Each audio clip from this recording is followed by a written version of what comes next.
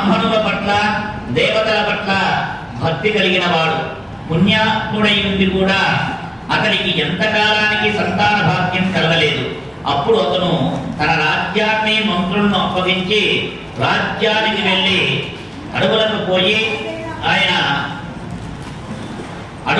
పోయి కఠోరమైన తపస్సు చేయించాడు.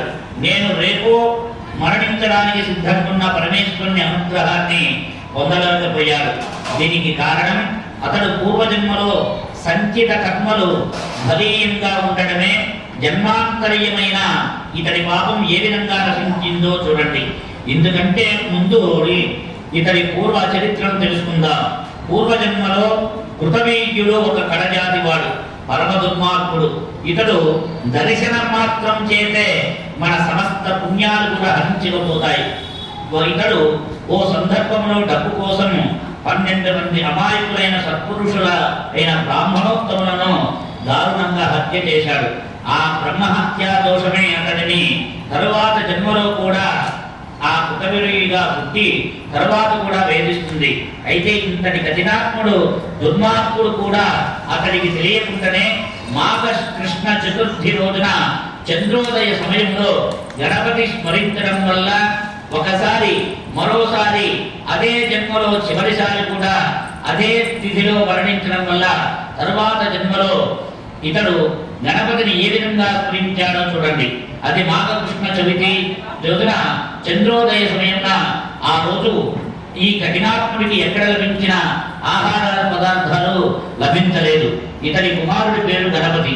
ఈ తిండి పదార్థములు తన కుమారుడితో కలిసి భుజించడం కోసం గణపతి తొందరగా రా అంటూ కొడుకును పిలుచుకుంటాడు. ఈ కఠినాత్ముడు ఆ రోజు గణపతికి అత్యంత ప్రీతిపాత్రమైన దినం. ఆ రోజునే అందరూ సంకటహర చతుర్థి వ్రతాన్ని ఆచరిస్తాడు. ఆ రోజు ఏ ఉద్దేశ్యంగానైనా ఎవరైనా కానీ గణపతిని కనుక ఒక్కసారి స్మరిస్తే చాలు అతనికి విశేషమైన పుణ్యం లభిస్తుంది. కఠినాత్ముడికి కూడా ఆ విధంగా అనంతమైన పుణ్యం లభించింది. ఆ తరువాత మళ్ళీ కొంతకాలానికి అదే మాఘకృష్ణ చవితి రోజున చంద్రోదయ సమయాన అతనికి మరణం సంభవించింది. పరమ పవిత్రమైన ఆ దినాన అతడు మరణించడం వల్ల వైనాయిక లోకాన్ని పొందాడు. ఆ పుణ్య విశేషం వల్లనే మరుజన్మలో కృతవీర్యుడనే రాజుగా జన్మించాడు.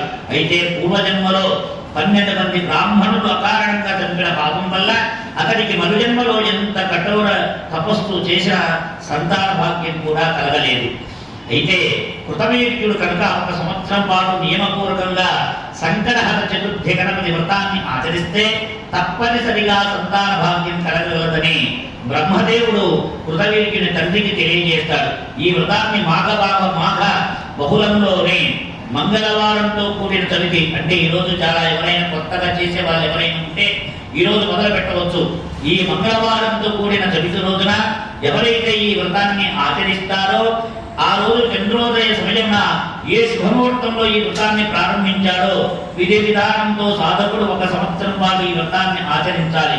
శమీ వృక్షం మొదట్లో కూర్చొని ఉపవాస దీక్ష పరాయుడైన గణపతి మంత్రాన్ని సాయంత్రం అయ్యేంత వరకు వ్రతం ఆచరించి పవిత్ర దినాన జన్మించాలి.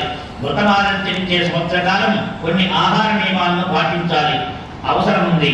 శ్రావణ మాసంలో 7 లడ్లను, భాద్రపద మాసంలో దధీభక్షణ, ఆశ్వీజ మాసంలో ఉపవాసము, కార్తీక మాసంలో పాలను గాని లేదా పానకాన్ని గాని తీసుకోవాలి.